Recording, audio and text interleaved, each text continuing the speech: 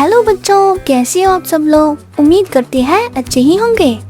आपको हमारा पाठ नंबर 1 नीमा की दादी पसंद आया होगा। वीडियो का लिंक हमने इस वीडियो के डिस्क्रिप्शन में दिया है। आज हम पढ़ेंगे कक्षा 2 की सारंगी पुस्तक 2 का पाठ नंबर 2 घर।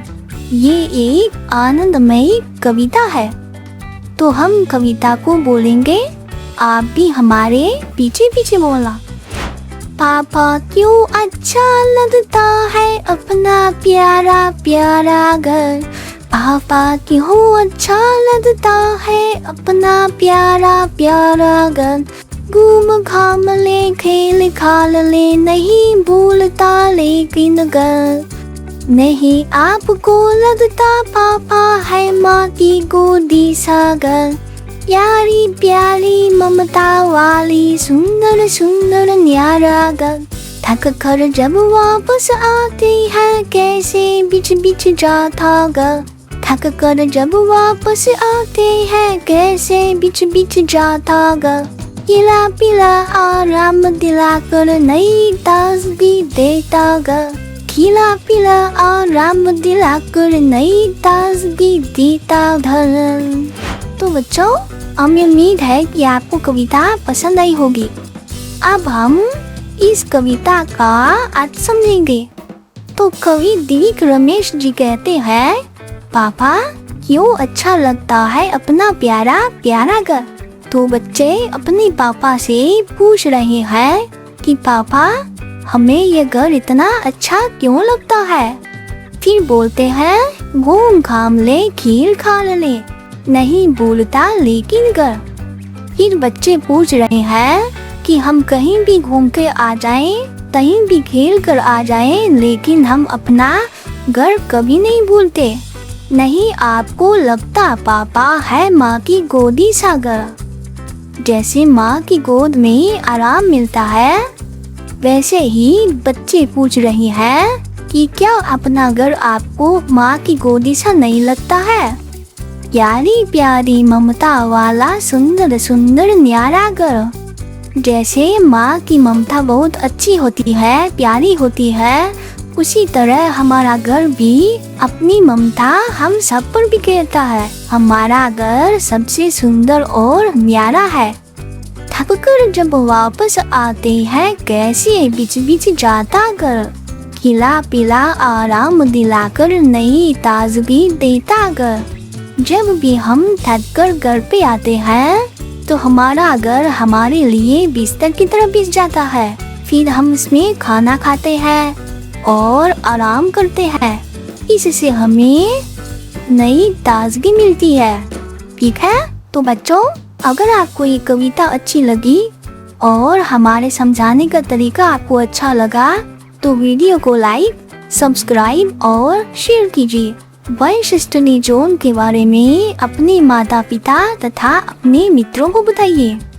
अब चलते हैं प्रश्नोत्तर की तरफ। पहला प्रश्न है, आपको अपने घर में सबसे अधिक क्या अच्छा लगता है और क्यों। तो मुझे तो मेरे घर में सबसे अच्छा मेरे पढ़ने का टेबल और बिस्तर लगता है, क्योंकि बिस्तर पर मैं आराम कर सकती हूँ और टेबल पर मैं पढ़ाई करती हूँ। ठीक है, तो आपको अपने घर में क्या अच्छा लगता है। किसी को रसोई अच्छी लगती होगी क्योंकि वहाँ खूब सारा खाना होता है। तो आपको क्या अच्छा लगता है, आप भी बताइए। अगला प्रश्न है, आपको कब कब घर की याद आती है।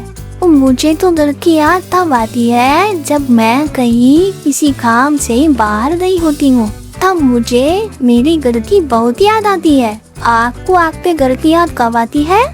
अगला प्रश्न है, घर को माँ की गोदी सा क्यों कहा गया है। तो जैसा कि मैंने आपको समझाया था, माँ की गोदी बहुत आरामदायक होती है। बच्चों को और हमें आराम से वहाँ नींद आ जाती है। उसी तरह घर भी हमें तूफान, गर्मी आदि से बचाता है। तो घर को भी इसीलिए माँ की गोदी सा कहा गया है। ठीक है, अगला प्रश्न है, कोई ऐसी घटना सुनाइए मतलब पूरे परिवार ने साथ मिलकर घर का कोई काम किया हो। तो हमारे घर में तो जब होली या दिवाली होती है तब हम सब मिलकर पूरे घर की सफाई करते हैं। आपने भी अपने परिवार के साथ मिलकर घर में कोई ना कोई काम किया होगा। उसी को अपने मित्रों को बताइए और उनके साथ मिलकर चर्चा कीजिए। वन स्टडी जोन के बारे में भी सबको बताइए, ठीक है। अगला है खोजे जाने। घर कविता अपने परिवार के किसी सदस्य को सुनाइए। घर या परिवार पर उनसे कोई अन्य कविता या कहानी सुनाने के लिए कहिए। तो बच्चों, घर कविता को अपने परिवार वालों को सुनाइए और उनसे भी बदले में कोई ना कोई अन्य कविता या कहानी सुनाने के लिए कहिए, ठीक है। अगला प्रश्न है, अपने परिवार के लोगों से बात करके पता कीजिए और लिखिए। तो परिवार के लोग दिए गए हैं हमें और हमें यह बताना है कि हम उन्हें किस नाम से पुकारते हैं। पहला है आपकी माँ की बहन। तो मैं तो मेरी माँ की बहन को मौसी कहती हूँ।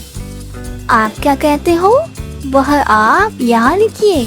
अपनी माँ के भाई। तो माँ के भाई हमारे हुए मामा। आपके पिताजी की बहन। तो पिताजी की बहन हुई बुआ।